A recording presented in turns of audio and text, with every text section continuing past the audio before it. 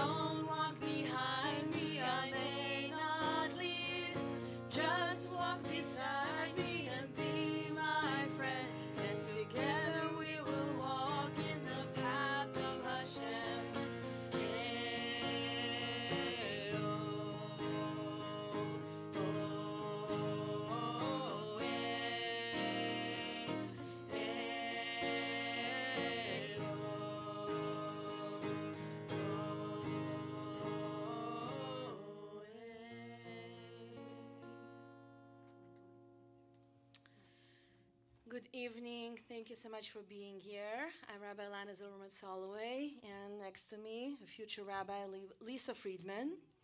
So thank you for being with us, and thank you to those who are joining us via the live stream. Although in Israel, it's already tomorrow, but here it's still today. And the sun did not set quite yet. And so we are here together for several reasons. And before we name all of them, we want to transition from one holy time to another holy time, like many, many, many Israelis have done just about 10 hours ago, or right about that time, when it was somewhere around 7 p.m. The holy time that we are transitioning from is Memorial Day for the IDF soldiers and victims of terror attack. And this year we are remembering 15,420 soldiers who gave their life for the state of Israel in the last 77 years, 3 of whom were buried just in the past week. And we're also remembering 5,229 civilians who were taken from this world by acts of terrorism. And so before we celebrate Israel's 77th birthday, we commemorate. Commemoration in Israel starts on the night before, traditionally in our culture, when the sun goes down. So that was yesterday at 8 o'clock at night. And it starts with a moment of silence. And how people know that it's a moment of silence? Well, they know it's at 8 o'clock, but they also hear a siren that goes on in the entire country. So I want to invite us to start with that. So if you are able to, please rise. We're going to hear and see how it looks like, or how it looked like earlier today. The siren actually goes twice, 8 p.m. and then the following morning, which was today at 11 o'clock in the morning. And you will be experiencing Center Jerusalem, Zion Square, for those who've been, at the very, very heart of Jerusalem. And we will take our moment of silence together with the Jerusalemites on Zion Square.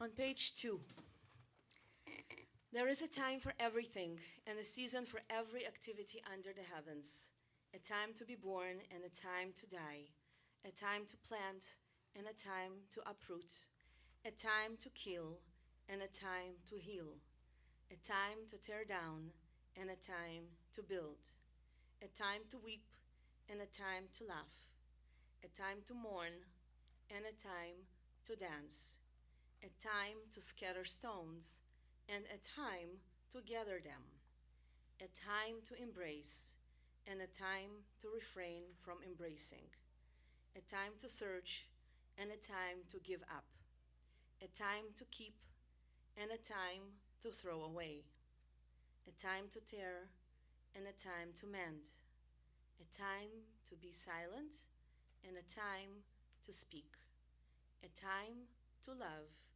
and a time to hate, a time for war and a time for peace. Please join us. Turn, turn, turn on page 3. To everything, turn, turn, turn. There is a season, turn, turn, turn. And a time for every purpose under heaven. A time to be born, a time to die, a time to plant, a time to reap, a time to kill, a time to heal, a time to laugh, a time to weep. To everything, turn, turn, turn.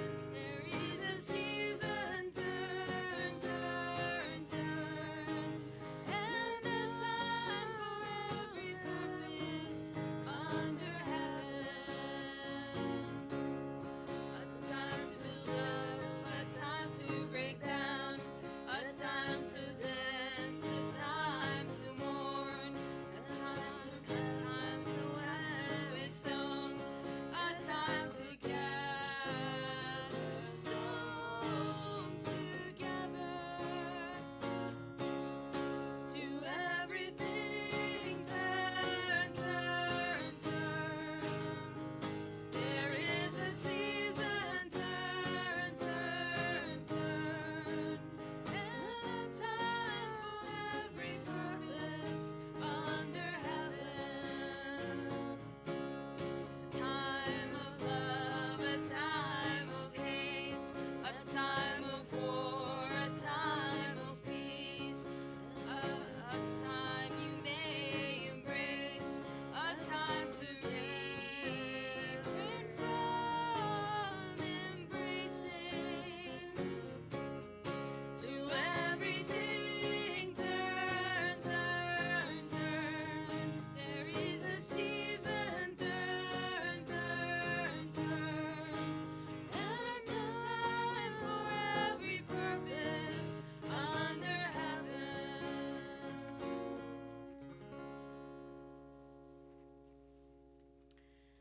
Let's read together on page 4, A Man in His Life by Yehuda Amichai. Let's read together.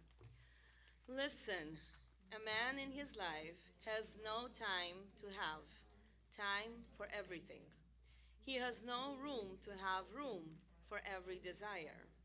Ecclesiastes was wrong to claim that.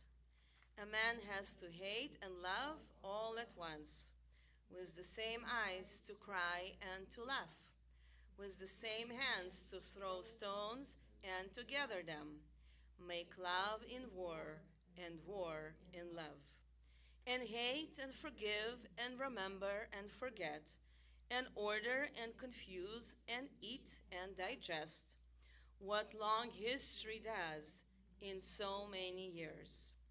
A man in his life has no time. When he loses, he seeks. When he finds, he forgets. When he forgets, he loves. When he loves, he begins forgetting. And his soul is knowing and very professional. Only his body remains an amateur. always. It tries and fumbles. He doesn't learn and gets confused, drunk and blind in his pleasures and pains.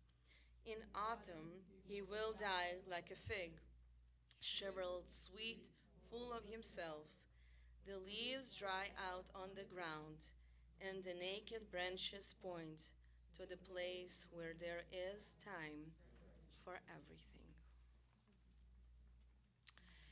I really wanted to bring an authentic voice, but how do you choose when there are so many? So many broken families, so many broken hearts, so many lives that we remember on this day. So I came across a beautiful project that was filmed about a month ago, a little less, towards Pesach, towards Passover.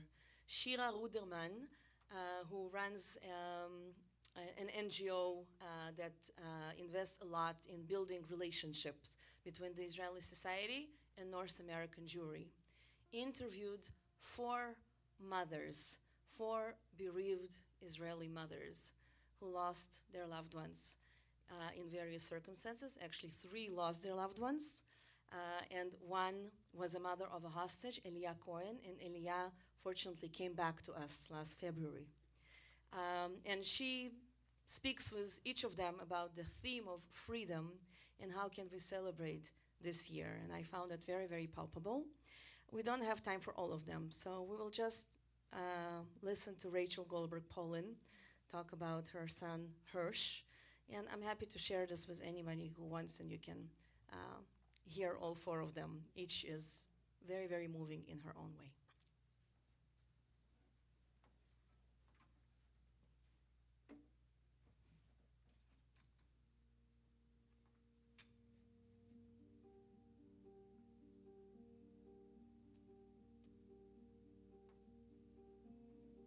We're right here before Pesach, and this year the idea of cherut, of freedom, is, I think, more significant than probably in the last 100 years for the Jewish people, or at least since the Holocaust. How do you look at Pesach coming this year? What's the meaning of freedom? It's a very profound question to ask at a time when we still have 59 cherished human beings who do not have any form of freedom. A year ago, I was sitting at the Seder in Jerusalem with our closest friends, but it was agonizing to know that while we were doing that Hirsch was in a tunnel with one arm being held in complete and utter slavery of the soul. And when I think of this year, I am so desperate for our people to work on freeing ourselves from the parts of ourselves that enslave us. I'm curious to ask you, did you see different approach in American Jewry? I felt unbelievable, unprecedented flooding of love. We get all the time messages, people saying, I've never prayed in my life. I pray so hard for you still. I pray so hard for these hostages. I still pray for Hirsch wherever he is now, that he's okay. It's a gorgeous response. So when we sit around the table this Pesach, and we are required mitzvim vehigadeta lebincha, what is the story that we need to have in mind? You know, the Seder, in many ways, is this 14-step program to get into your best self, and you do it in one evening. And if you do it really with intention and attention, there can be change by the end of the Seder. So I would really recommend that we first, as individuals, figure out what is it that's holding us back, and then having real conversations as communities, as families, as the nation, as Klal Yisrael. What is it that's holding us back? I really believe our superpower is Achdut, and it is challenging. Too bad. Life is not easy, and I think that we each have an obligation to reach out to someone who's not like us within the community, and to figure out how do we both train each other to listen to each other. We're not great listeners in general, and in order to move forward, we have to acknowledge that and actually do work to repair that. We don't have to be all the same, but we have to be united. We see this in a nuclear family often. You'll have, one daughter who feels a certain way politically, and that's the crazy uncle, and grandma's always got her opinions, but we can all get together and be one family at a Shabbat dinner. Now we have to zoom way out and figure out how, as a people, we can continue to do that, because that has been our secret, our superpower. That is 4,000 years of continuing to survive. If we're going to be the phoenix that rises from the ashes, we have to figure out how we make it work together.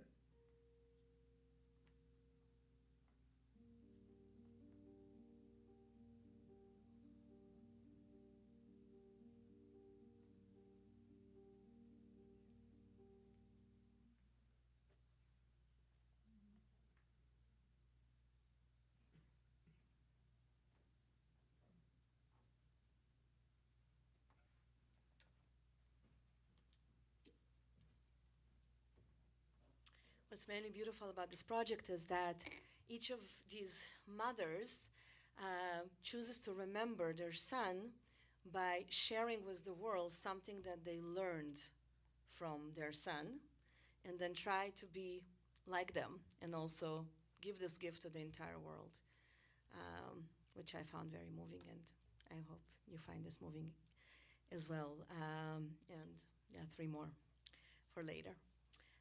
We're on page 6. Please join me. Instead of a traditional words of use score that we would say at this point, there is a text written by an Israeli HUC rabbinical student, Rina Levanon. Remember. Let's read together. We remember our brothers and sisters, the loyal and faithful, the brave and courageous, whom we lost amidst the horrors of war. We remember the shining eyes, the war embrace, the confident heart, the photo albums, the life stories. The homes were built with great effort and burned in an instant. We remember the loving families, the beauty, the hope, the eyes that look upon us with trust. May the souls of those who have left us be bound up in the bond of life, and may their memory be connected to us by a thin thread of life, like a bouquet of wildflowers and rainwater, squills, golden petals, almond trees, oleanders and mulberries, laughter carried on the flight of swings, a beating heart, tenderness and compassion. May our souls be connected to theirs in deep memory and gratitude, and may we choose life. We remember and we choose life. In the gentle hand extended, in the thin ray of dawn, in the sprouting stem, in the brace of earth. May their memory be forever a blessing. Zichronam livracha. Let's turn to page 7. We want to transition, and we transition often with Havdalah, which is the ceremony that separates usually Shabbat from the days of the week. And in the last decade, maybe a little bit more, a tradition started in Israel in many, many different communities to bring in the ceremony of Havdalah into this ceremony that really moves people in a transitional form from Memorial Day into Yom Ha'Atzmaut. So if you're able, please rise and give a hand to somebody next to you.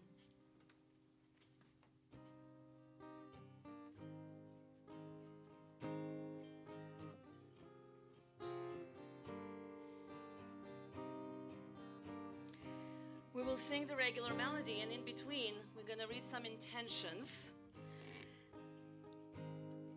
because it's not Shabbat in the days of the week. It's one holy day from another holy day, and we will guide you through it. So we'll start with the famous tune. La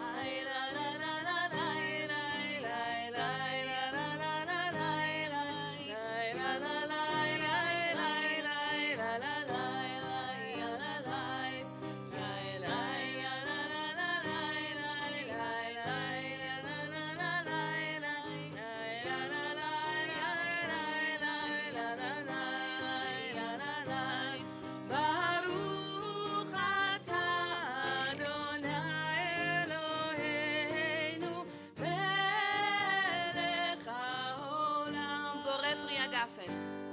Bore peri hagafen, bore peri hagafen. Lai lai la la la la lai lai lai lai la la la lai lai. Page 7 at the top. Mourning and pride. Mourning the fallen and pride in their sacrifice for the country. Join me. Blessed in the one who separates between mourning and pride, between tears and hope. Just as our tears for the fallen blend with the pride in our hearts for their bravery, so may we find the strength to carry our pain and transform it into a source of honor and inspiration. Blessed are you, Adonai, who separates between mourning and pride. Baruch atah Adonai Eloheinu, melech haolam, boreh minei besamim. Boreh minei besamim. Boreh minei besamim. Lai lai la la la la lai lai lai lai la la la la lai lai lai la la lai lai lai la la. Memory and hope, remembering the loss alongside hope for a better future together.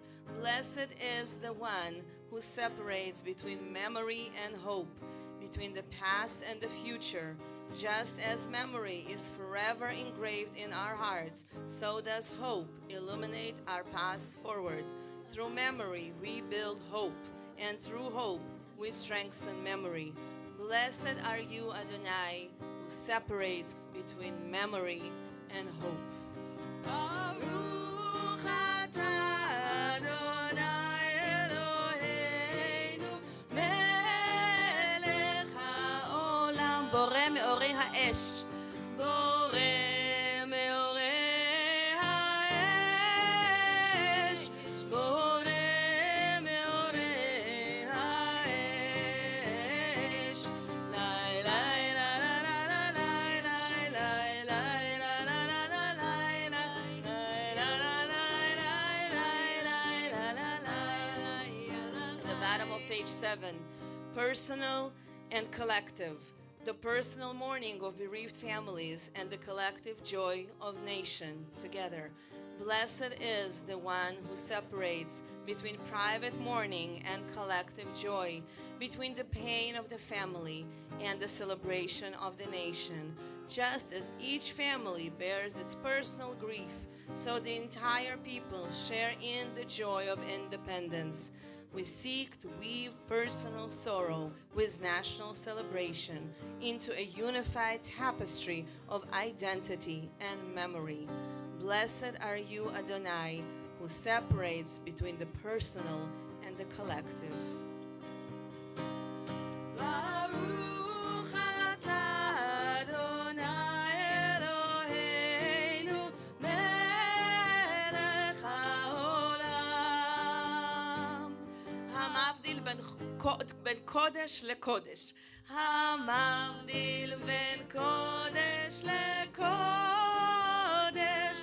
Hamavdil ben kodesh lekodesh.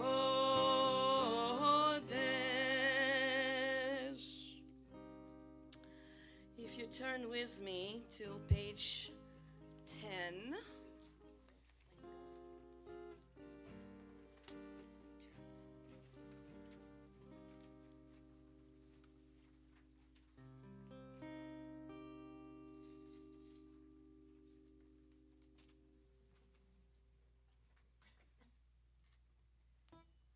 We're on page 10, and as we transition into joy and celebrating Israel's birthday, we want to remember that today's 572 days to an ongoing war, and 572 days that 59 of our hostages are still held in Gaza.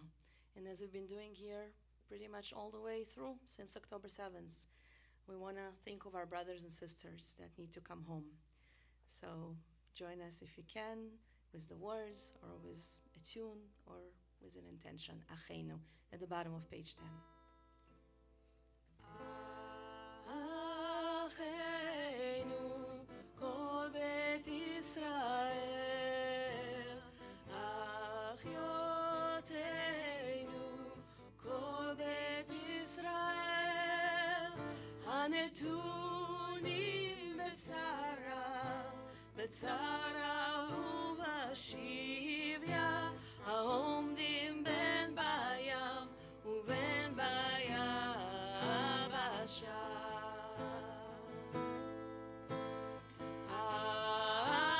אחינו כל בית ישראל,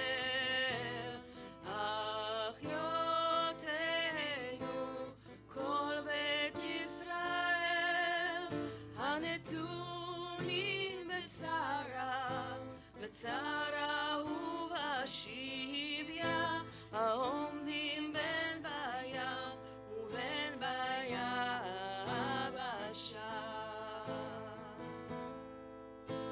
המקום ירחם, ירחם, עליה ויוציאם מצרה, לרווחה ומפלה להוראה, ומשעבוד לגאולה השתה בגלה, ובזמן קריב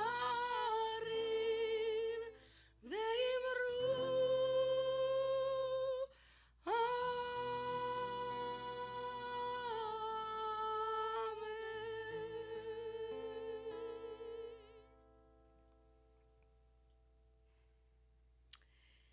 I invite you to take these home afterwards and read everything that we're skipping, just to keep the flow and make sure we are on time with everything planned for this evening. But you'll also find extras from the Declaration of Independence for Israel and other things. We're going towards page 11 to conclude this part of the evening with a prayer for the state of Israel, written by an American wonderful Rabbi Eric Ash. And afterwards, we'll sing Hatikva, because nothing really represents more of what we wish for than the hope that are in the words of the Israeli national anthem. So let's read the prayer together.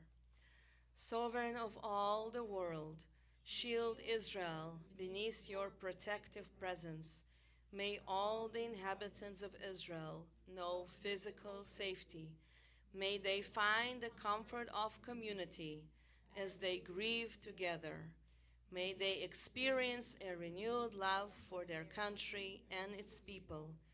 Guide Israel's leaders as they balance the necessity of safety and security with the suffering of the innocents. May they act wisely with determination and deliberation. Ken yehi ratzon, may it be your will. The words of Hatikva are at the bottom of page 11. Kol od balevav penima, nefesh Yehudi homiya, ulfate mizrach kadima, ayin letzion Sophia. Od lo avda tikvatenu, hatikva bat shnot alpayim, להיות עם חופשי בארצנו.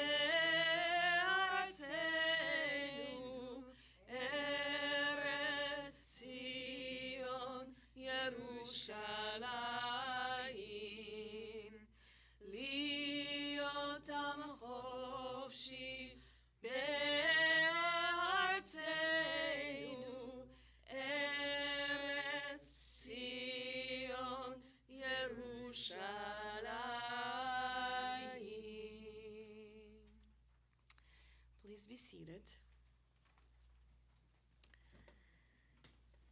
77 years of independence, 77 years of being imperfect, and yet 77 years of bringing a lot of gifts and a lot of joys to the entire world. So just as we prepare to zoom in on one gift that not only brings joy but brings a gift of life to so many in this world, just a 60-second of reminding ourselves what Israel is all about and how it really should be presented in the world. And may we go back to that, God willing, soon.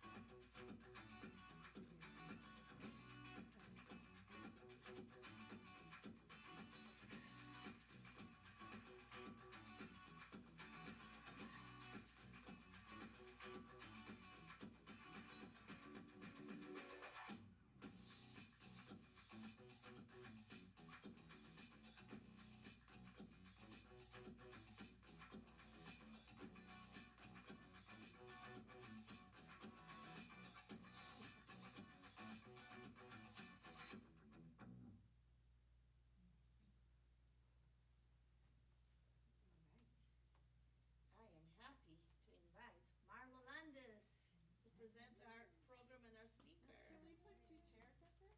Yes. How did just You want to stand? Well, you just You're so sit. tall. You want to stand here or here? Stand up. I don't care. Stand up there. How about we stand down here? No, we have to be up here. You have to mic. Yes. Okay, I gotta be up. Decisions. At least I'm not as little. He's big.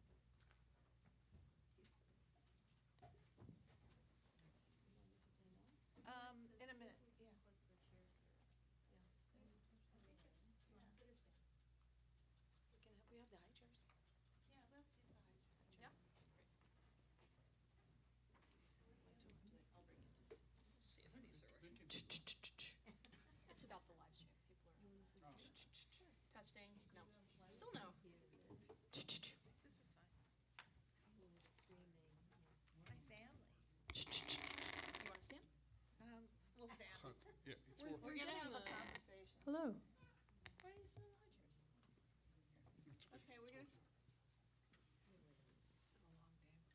Sitting is good. Okay. Sitting's good.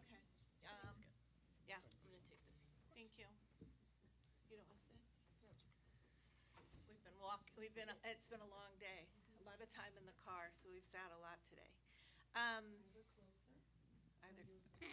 Or use this one? Yeah, that's Okay. right on your. Right on my lips. Thank you. Thank you all for being here. It's nice to see so many of you.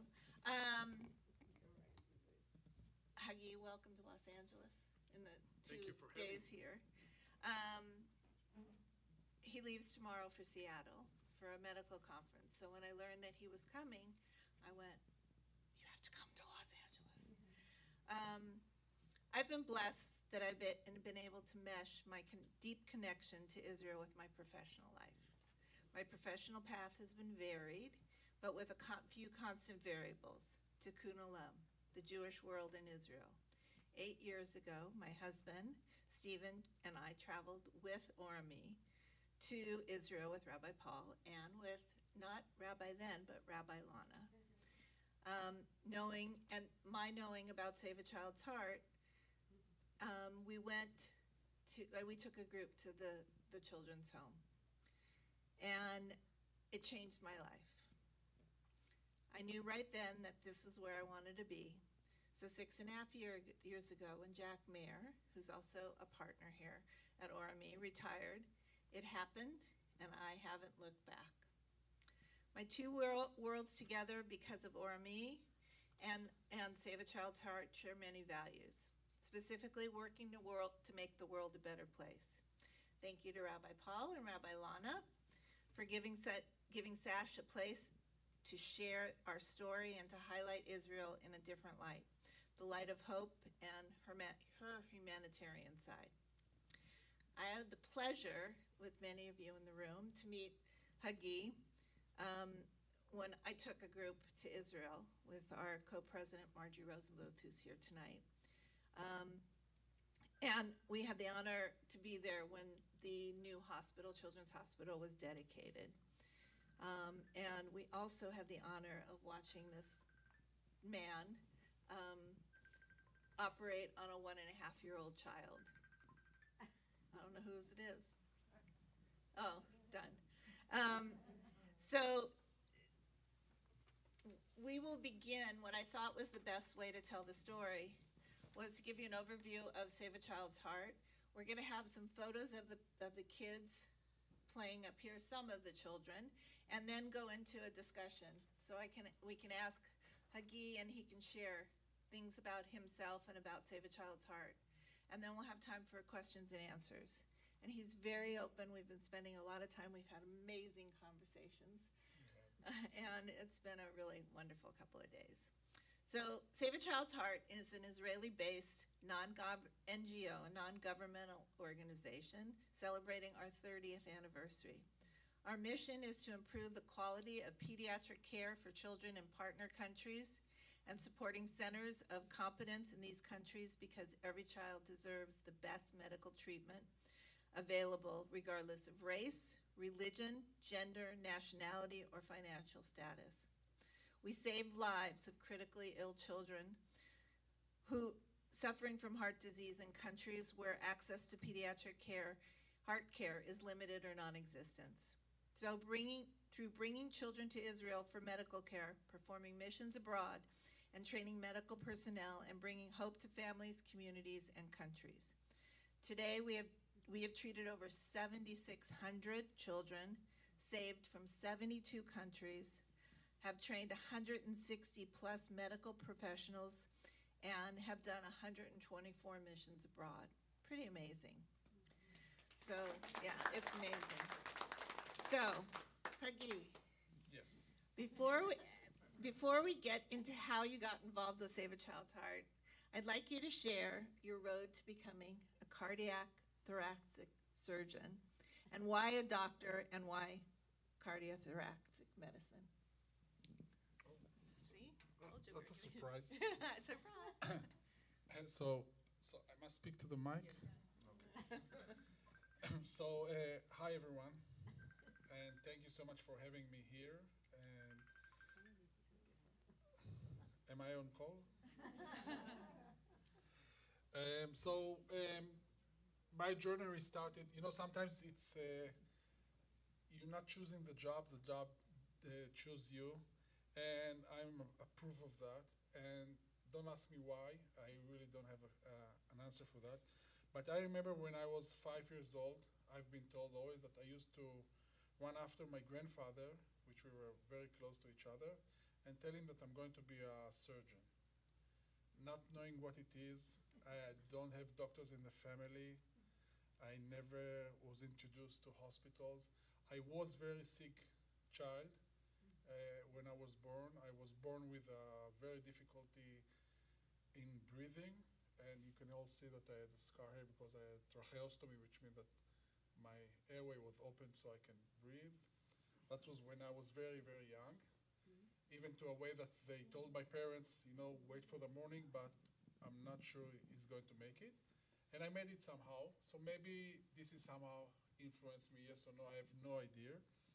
But of course I forgot about it as I grew up, and I learned computers and electronics like all of my people in my age back then.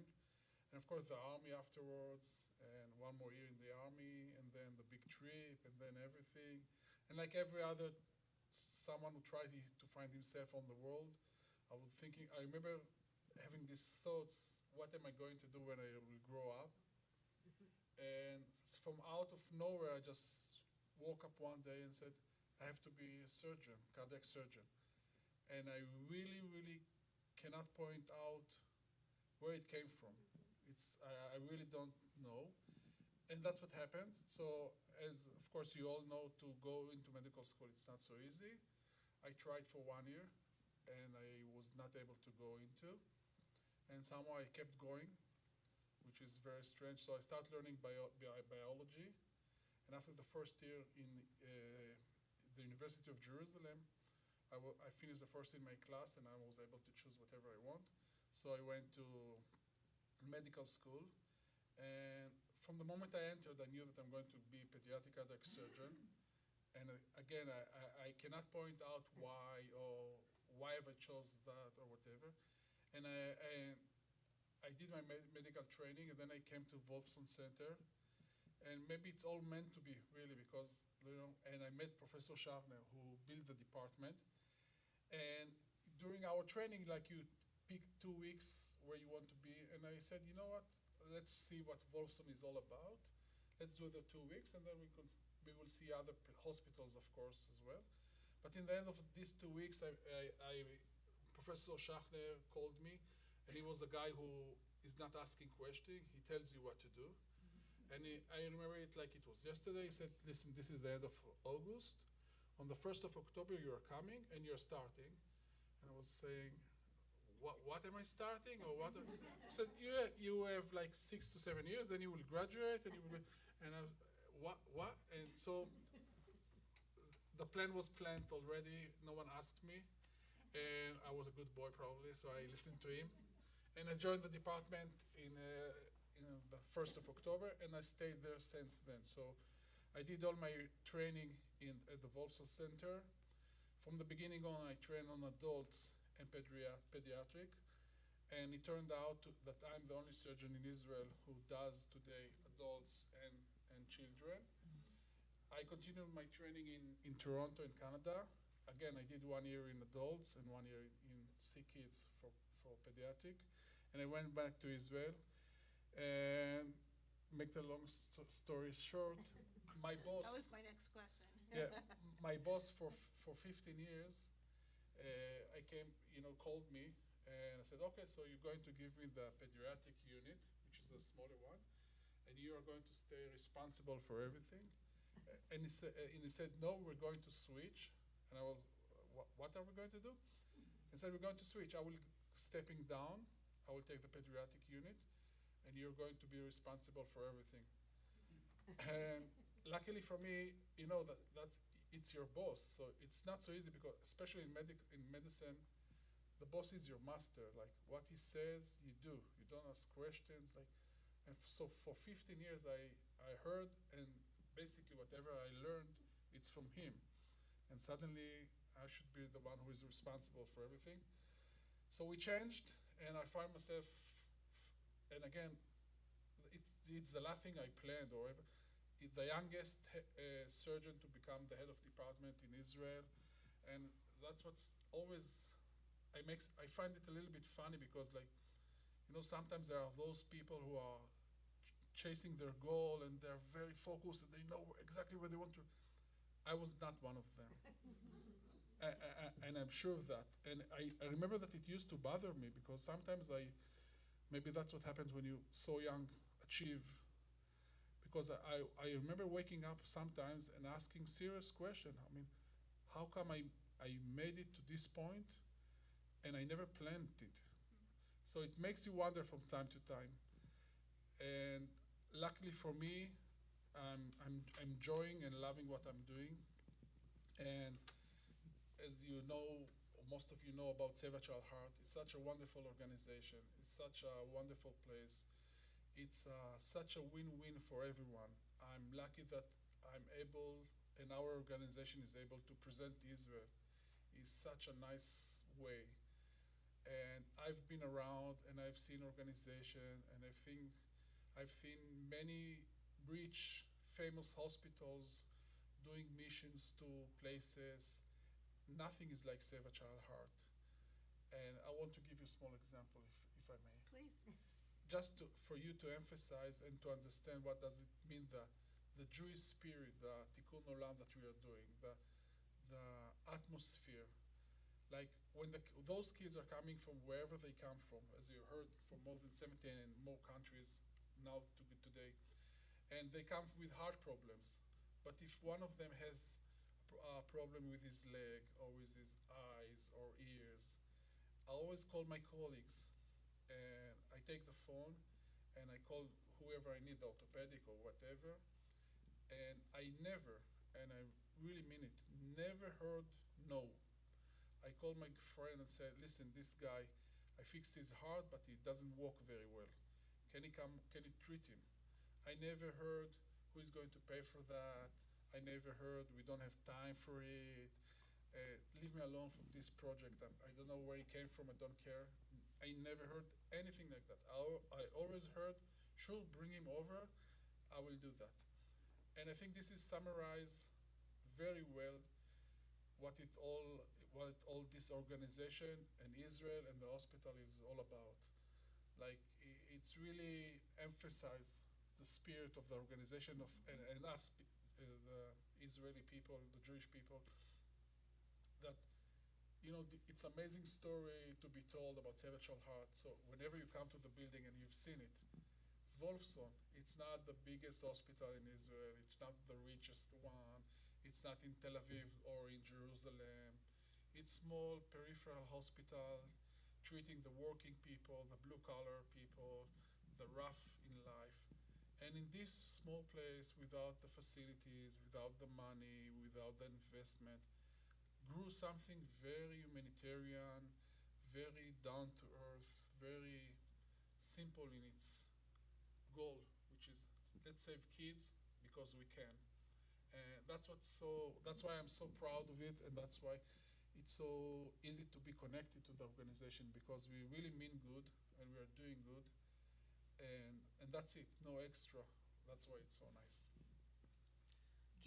Can you tell us about the impact that Save a Child's Heart, the new hospital, has had on Wolfson and the community in Holon? Yeah, and that's also important to remember, like, because sometimes you're wondering, how come you're running to save other kids from all over the world? What about our kids? What about the Israeli kids? Shouldn't they be treated first? So it's very important to emphasize that it's not either them or the others. What's so important to understand that it's a collaboration, which means that Wolfson is a governmental hospital, and you all know how the administration and government working. Like, for instance, the new building that we have. Wolfson was established, I think, in the 70s. So it's a very old hospital, not in the equipment, but everything is built in a different way of thinking, like it used to be, not like a modern hospital. And you could have write letters from here to tomorrow about the need for a new hospital, the need for a new children hospital, and you would have never got it from the government, because there are many other things to invest before we start fixing or building new hospitals. But thanks to Save a Child Heart, thanks to the fact that we were able to raise money and put most of the money into the building, the government had to go in and had to contribute as well. So with the help of Save a Child Heart and the government, we built this amazing, fabulous hospital, 7-floor high, 2 underground and 5 above. We have 3 operating rooms, which is a state of the art. And what's so nice about this hospital that it's now who is using it, the Israelis and the children from Save a Child Heart. And what I see now more and more, I used to operate around 10% of Israelis, because the other kids choose other hospitals because they didn't care much about who is the doctor, but the facilities looks really differently in the bigger hospitals. But now things are changing. So now the percentage of Israelis who are coming, and they're coming from all over the country and being operated in our team, is 30 or almost 40%. So it's a huge impact. And so now we have a very good team, doctors, and also a beautiful hospital. And it was thanks to Save a Child Heart. And now we're thinking of creating a new department with the adult congenital children. So it will be the first one in Israel. and unique one in the world as well, but there are not so many. So it's another thing that we are creating and building, and I'm happy about it because I know that it's going to save a lot of kids from Save a Child Heart, but in the same time, I will push the government and the Ministry of Health to invest as well and to be a part of it. And I'm like forcing them to develop the hospital. And once we are developing one department, you can all understand how much it's influenced the other departments as well. Anesthesiology, they must be the top of the line to follow us. And so they are pushed, the nurses, the equipment. So everything is being pushed. So Save a Child Heart, not only saving other kids from all over the world, which is amazing, but on the same way, on the same idea, we are able to actually take a small, medium-sized hospital, not in Tel Aviv, not in the center, and make it grow and develop to such a big hospital and famous one that is capable of supplying the population around us. Thank you. Part of the beauty of Save a Child's Heart is that we not only save children with cardiac needs, but we train medical personnel from those countries. Can you talk about that? Sure. So very early in the beginning of Save a Child Heart, we understood, first of all, how much this organization is needed. There are so many kids all over the world who cannot get medical treatment for their heart problems because simply there isn't any. And so very soon we decided that one of our philosophy and way of growing is by teaching them how to fish instead of just giving them the fish. So let them do their own thing. And that's what separates us from other organizations who usually comes on missions, like they're going for one place, they do their show for a few days, they do the operation, 10 kids, maybe even more, and everyone is impressed, but then they go away. And the difference stays, like even if it's more shows that what they can do and what the rest cannot do. So what we have decided is to let's create center of excellence in their own place. So we took doctors. The first one were from Tanzania. We chose a young, promising surgeon. We brought him to Israel. He stayed 6 years with us, learning to become a pediatric cardiac surgeon. And we knew that cardiac surgery is a teamwork. So we took nurses as well, taught them what to do. We took ICU doctors who are treating the kids before and after, told them what to do. We took cardiologists, the ones who diagnosed the problem, and told them what to do. And they all went back, and they created their own place of excellence. And just for you to emphasize, Tanzania is a country of 90 million people. They never had cardiac surgery center for pediatrics. Now they have their own pediatric cardiac center. Most of the doctors and the nurses and everyone was trained in our center, and they're running their own center now independently, which is amazing. And then we've done the same thing with doctors from Ethiopia, and now he's working in Rwanda. We've done the same thing in doctors from Zambia, and now he's working in Zambia. And on our last mission, Dr. Sasson, who was my boss, went to see that everything is working. So on the last mission in Zambia, a team from Tanzania, which are now experts, came to Zambia to teach the Zambian people how it is being done in Israel and how to grow as a center. And what Dr. Sasson found amazing was that during the surgery, there was a Tanzanian doctor who is teaching the Zambian doctor, both of them been educated in Israel, and the teaching was in Hebrew. And he was stood there and he would look at them and he realized that this is the language that they learned, and it was natural for them that heart surgery has been taught in Hebrew, as what I've told them and teach them, and how to I use Hebrew words, and very soon they were all spoke Hebrew, of course. So he was standing there and he was showing a Tanzanian doctors speaking to a Zambian doctor, and they were speaking in Hebrew fluently. Do like this, cut here, do this, do that. And he was standing there and was amazed.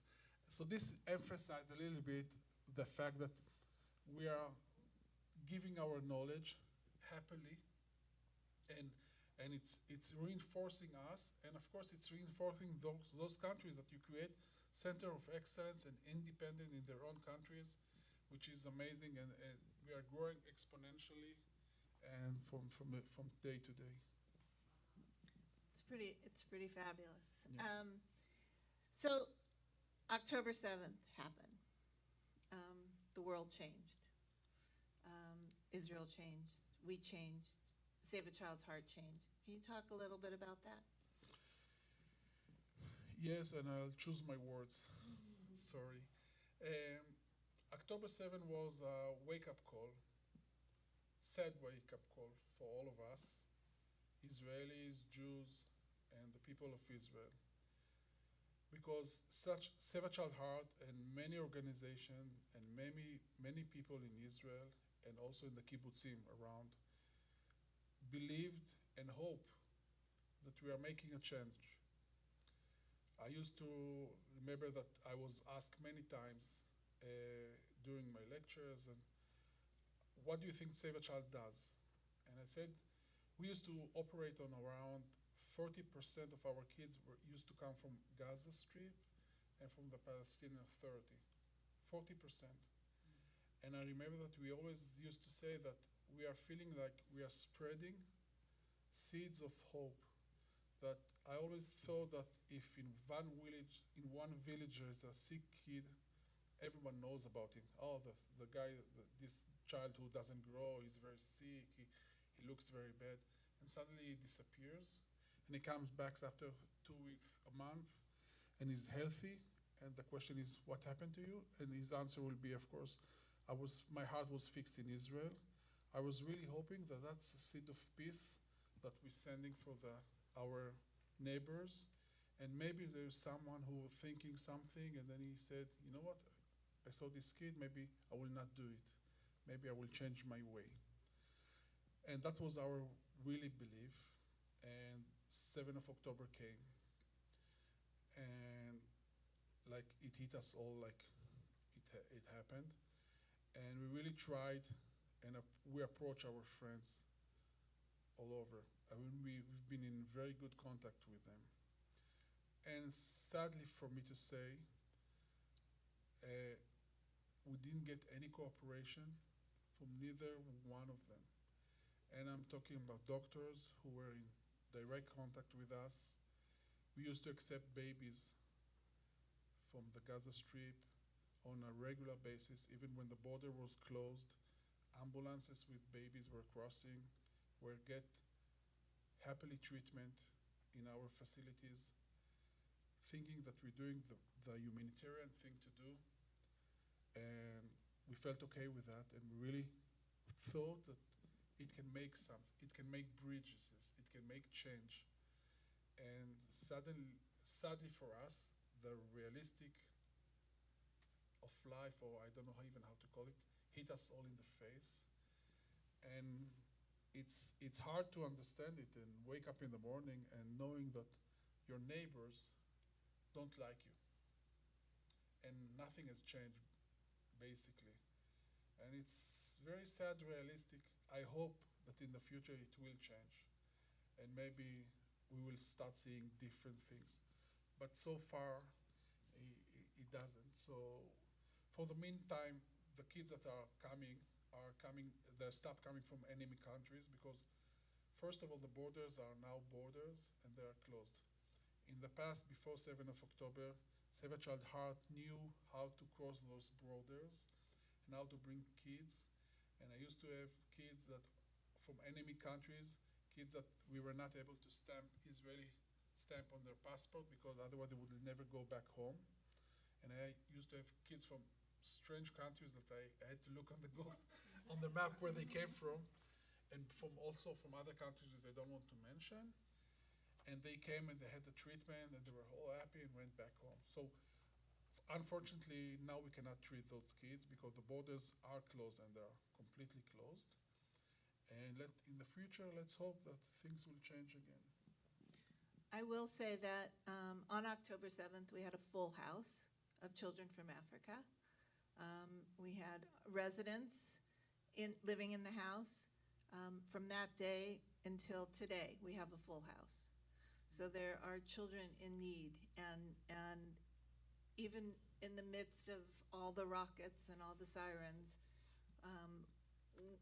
children have come because as a mother, as a parent, you want what's best and you want to take care of your child, and they come.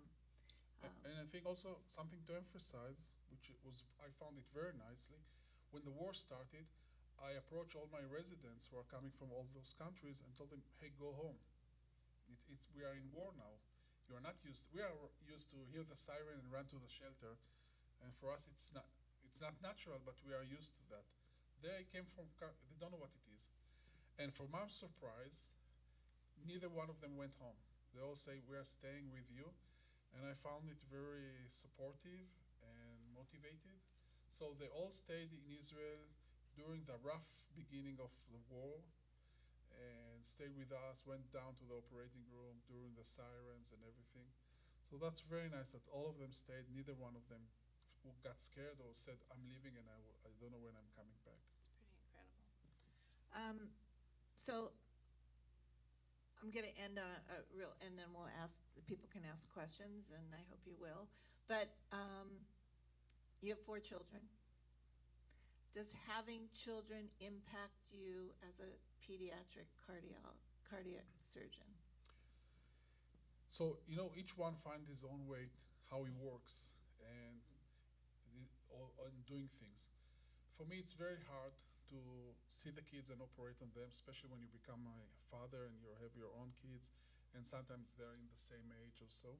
So I found that for me it's easier to keep a far distance away. Like I barely see the mother, I barely see the kids before and after.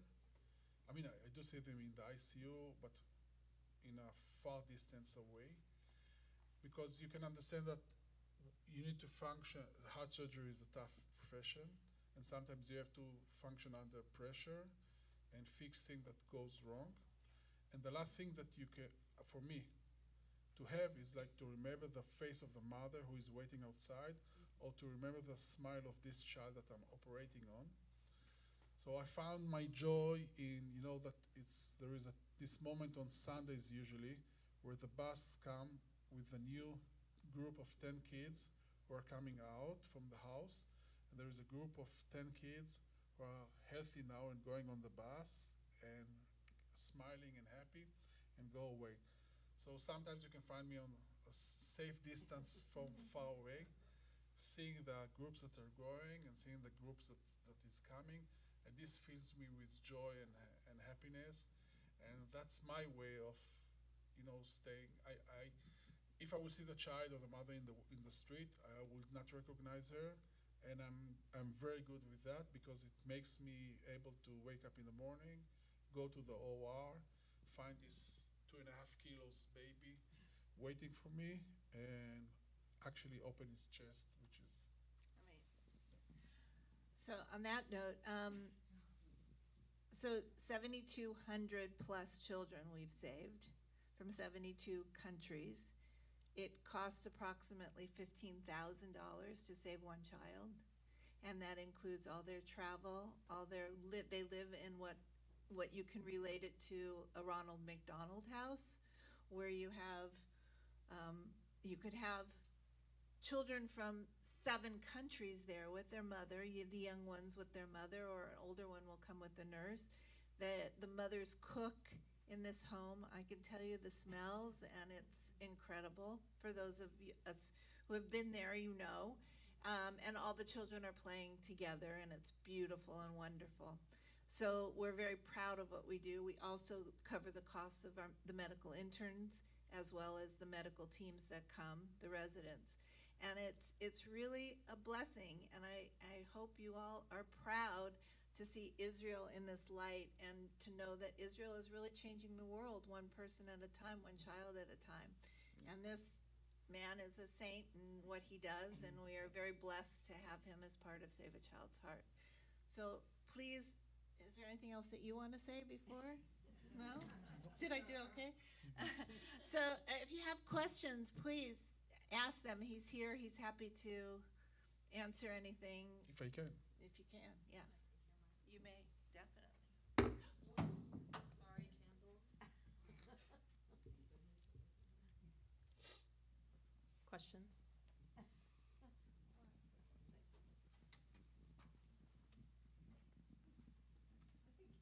Brooke was in a surgery.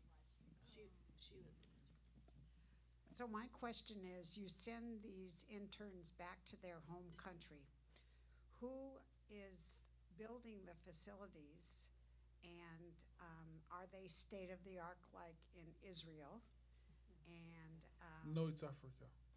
in Africa? I said, yeah, the Yeah. answer is no, it's Africa. Oh, So yes, it's a question with a good point. Heart surgery costs money, and not every country can afford it, and you have to know that. And in the same time, most of African countries try to advance, try to move forward. So they usually choose one or two hospitals in the whole country where they create a center to do cardiac surgery. We know it will never look the same. What does happen many times that the Chinese who are working a lot in Africa has to do charity before they are getting any contracts in the country or whatever. So I have seen in some countries that they build a building, but it's empty. So in those places we step in and we're giving the support as much as we can. But yes, it doesn't happen in the rhythm that we are used to, and in the same thing it's not a Western world. So we do see it sometimes that we get a call from our centers that we created. Can you, when you come next time, can you bring 1, 2, 3, 4? Because we don't have enough of it. And we understand that. And sometimes surgeries are stopping because there isn't enough money or equipment or whatsoever. So it's not running the same way it runs in other places, but it does run, it does develop, and it does grow. But it has its own rhythm.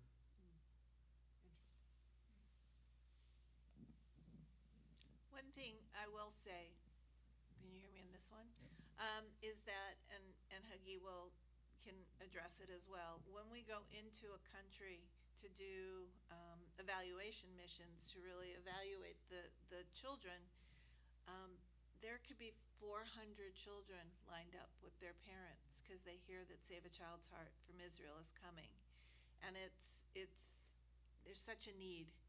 It's amazing. So having these centers of excellence helps alleviate a little bit of the need, but until things change, it won't. But it's really, we're blessed, and it's really hard on our medical teams because they can't save everybody. Yeah, and those missions, when we go on screening, in the old days, we used to announce it on the radio because, there is no family physician who's been following the child. So we used to announce on the radio, tomorrow is the Israeli team coming with doctors. So if your child doesn't grow, if your child cannot play, if your child looks sick the whole time, bring him over. He may be checked by the doctors. And we used to see this lineup of kids, and you can imagine some mother carrying their child on their hand and going to see a doctor for the first time in their lives. And in those lines, first of all, we have to screen out the ones who don't have cardiac problem. They have other diseases. So some of them have to hear the disappointment diagnosis that it's not cardiac issue. We cannot help him. And then in cardiac surgery, there is a window of opportunity. So many kids have a few years to be treated, otherwise it's too late, like nothing can be done anymore. So then you have to say to those mothers as well, yes, he does have cardiac issue, but it cannot be fixed. The train has left already. You are too late, which is also very hard. So from all this lineup, we are left with a group of children that can be treated, but then we have to decide which are the ones who can make the flight. Some of them are so sick that you know that if they will go on an airplane, they will die. Because remember, they're not coming with doctors and equipment. They're coming, the mother hold them on their hand, and hopefully they survive the flight. So in the end, we are left with a group of kids that can make the flight, have heart defect that can be fixed, and they're still in time to be fixed. And we're creating groups of 10, more or less, and each one, they're waiting for their turn. And from time to time, we do get a call that one of the children in the group has died. He didn't make it, and can we bring another one instead? So this is a reality. This is what happens. Today, of course, we have many more doctors that we trained, and they're in their own centers, and they can refer children to us, and they are building the groups. But still, there's so much need out there for you to understand. I just want to emphasize one thing. For instance, cardiac problems is not a rare disease. Actually, it's the most frequent disease. It happens in from 100 births, one of them will be with cardiac defect. So it's a very common issue. Like everyone in each 100 babies is going to be born with a heart defect that has to be fixed during his life. Some of them need it in the first few days of life. Some of them can postpone it for later on. Some of them will need few surgeries on the road. Some of them can do with one. So it's a very common disease. And of course, above that, there is rheumatic heart disease, which is another issue that we don't see it on the Western world, but it's a catastrophic issue in all of the developing countries. Just to remember you what it is, we all have streptococcal infection sometimes in our throat. We go to the doctor, we take antibiotics, and it's done. In those countries, there is no antibiotic. There is infection and there is reinfection because you don't stay at home when you're sick. You just go on your own, doing your own things. So there is a lot of reinfection, and the antibodies, the thing that fighting those strep bacteria, somehow think that your valves are the bacteria as well, and they're attacking the heart. So you can see in this lineup of kids, despite the fact that it's the most common heart defect, which is heart defect, there are so many kids who were born completely healthy, but in the age of 10, 12 or so, become very, very sick. Their valve is deteriorated completely, and all of it because of reinfection in simple streptococcal infection of the throat. That is rheumatic heart disease, and it's something catastrophe in all those developing countries, and it's something that almost completely eradicated in the Western world where the antibiotics is being given.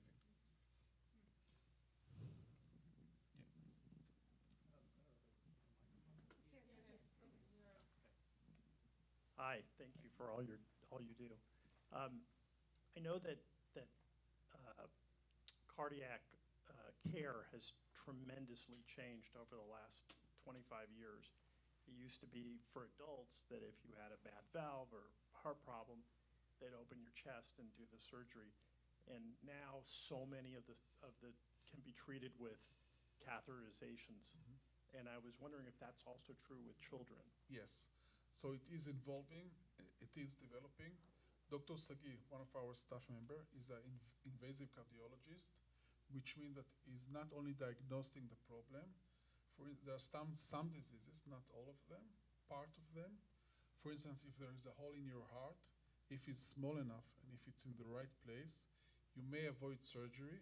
And what he can do, he can go through the groin, through the arteries, find his way to the hole, open a special device which can close it and comes out, so you can save surgery. And he has some other devices, even a valve that he can put in one of the valves in the heart. So still surgery is needed for most kids, but gladly there are some kids that we can refer to the cath lab and they can have the procedures instead of surgery. What is the percentage of heart disease that you're treating where they can fix it with catheterization as opposed to open heart surgery? 1 in 10. Most of them still need surgery.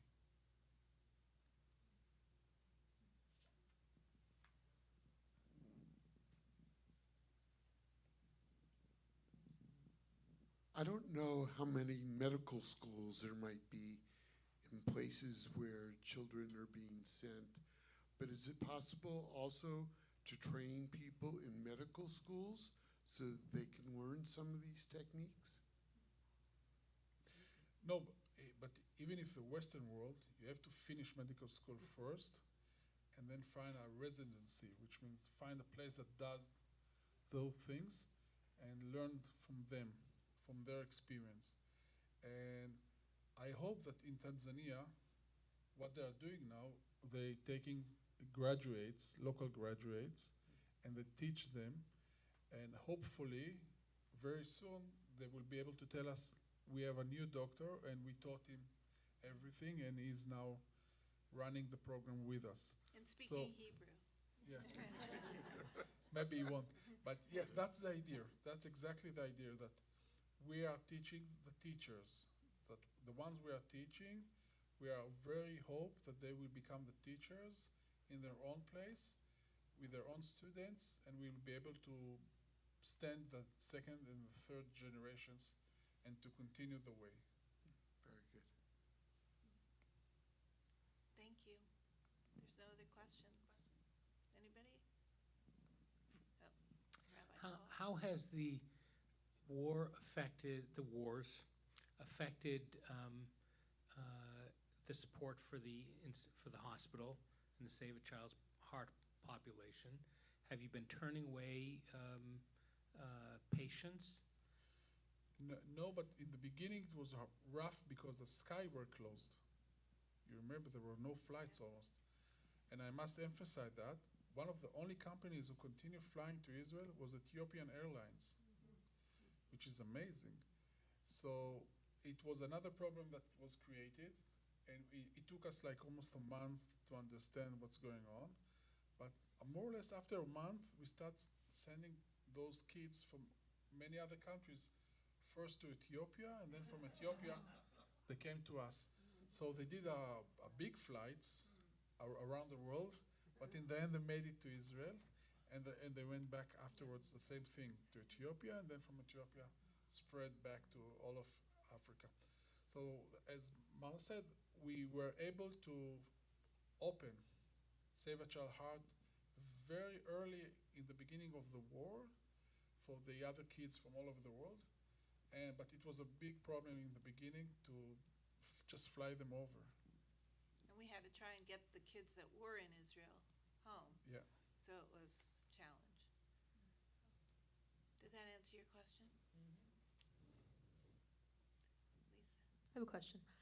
How can we best support this amazing organization and mission? Ooh. By being here, thank you. And by supporting Save a Child's Heart through your giving. As I said, $15,000 saves one child. And it really does.